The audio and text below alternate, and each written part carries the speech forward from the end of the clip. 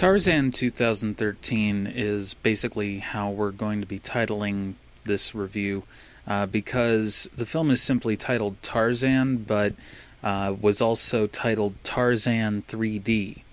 And put simply, it's just another iteration of the Tarzan story, but set in more modern times. So, this film was produced in Germany, but also in France a little bit, and directed, written, and produced in part, but completely directed by Reinhard Klus. It's computer animated, but does a decent job creating realistic caricatures and creatures mostly, as well as some landscapes being relatively realistic. And I say relatively with a big pinch of salt. The plot centers around the meteor that killed the dinosaurs resting somewhere in Africa. There, an eccentric billionaire named Greystoke takes his family on an expedition. His son loses his parents and is raised by the mountain gorillas. We all know this part of the story from the dozens of versions of Tarzan that have already been made. What's painful is the idea that anyone would willingly fly a helicopter over an active volcano. There isn't just heat but magnetism that can interfere with a helicopter.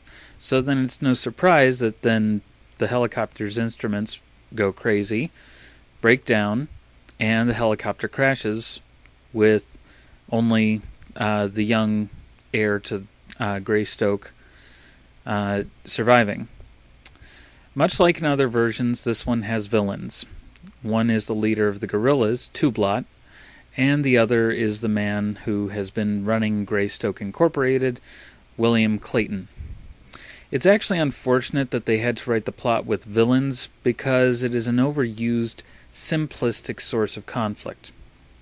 And rather predictably, they have Jane and her father as the damsel in distress, literally tied to a chair, in this case a folding chair, so they could actually get up and walk away with the chair attached, I guess.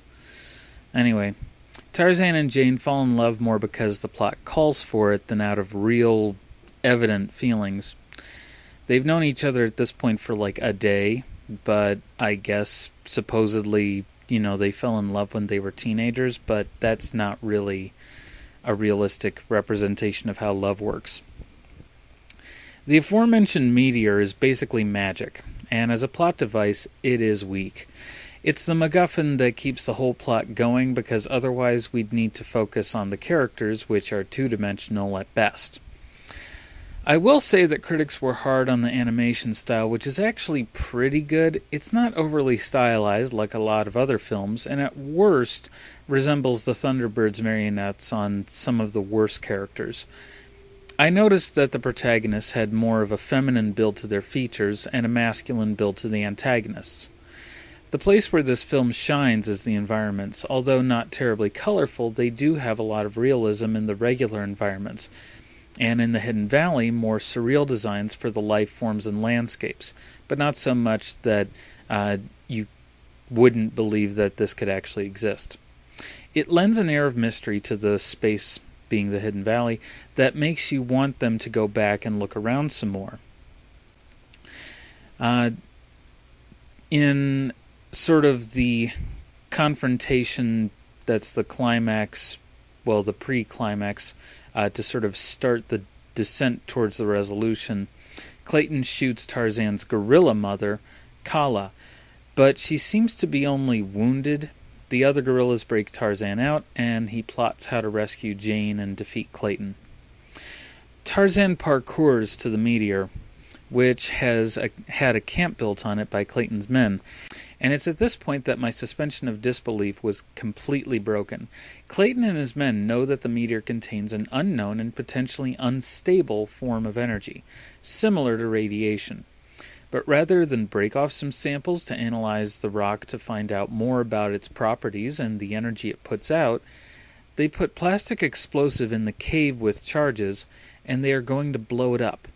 They're sitting on a rock, the size of a city, that could explode like an H-bomb the moment those explosives detonate, without protection or getting out of there first. And in a further dumb move, they decide to tie Jane and her father in the cave. Tarzan rescues them by throwing a rock at the head goon, and Dr. Porter stays behind to cut the cables to the explosives. Although that takes him about a minute at best, Tarzan calls for the animals with the Johnny Weissmuller call. You know, ah. I am very sorry for that impression. Then, despite the explosives not going off, the whole meteor starts to disintegrate. Tarzan throws a really big rock at Clayton's helicopter, which goes down in the misty fog. Dr. Porter survives with a chunk of the rock in hand, and Jane promises to live in the jungle with Tarzan. I have to say that the composer of the score was David Newman, who has done some excellent work that I am sure you've heard of. The Brave Little Toaster, Throw Mama from the Train, Heathers, Bill and Ted's Excellent Adventure, Little Monsters, The War of the Roses, Madhouse, The Freshman, DuckTales the Movie, Treasure of the Lost Lamp, Mr. Destiny, Bill and Ted's Bogus Journey, The Sandlot, Undercover Blues, The Air Up There, My Father the Hero, Boys on the Side, Tommy Boy, Anastasia, Bowfinger, Galaxy Quest, and the list goes on from there. So I cannot fault the composer for this film in any way, because they managed to pick a really, solid composer. The lead actor, Kellen Lutz, is best known for playing Emmett Cullen in the Twilight franchise, and I can't really say that he stands out in this. He also starred in another overused film icon vehicle, The Legend of Hercules, this same year, so hopefully he can overcome this string of 2 flops. Writer, director, and producer Reinhard Klus could be the reason why this film was so poorly received, but we can't forget the other writers, Yoni Brenner and Jessica Postigo. The writing is the main reason, in my opinion, for this film being as uninteresting as it is. The plot device has little or nothing to do with the plot. They seem to think that leaving a few open ends on the story makes it likely that there would be interest in making a sequel.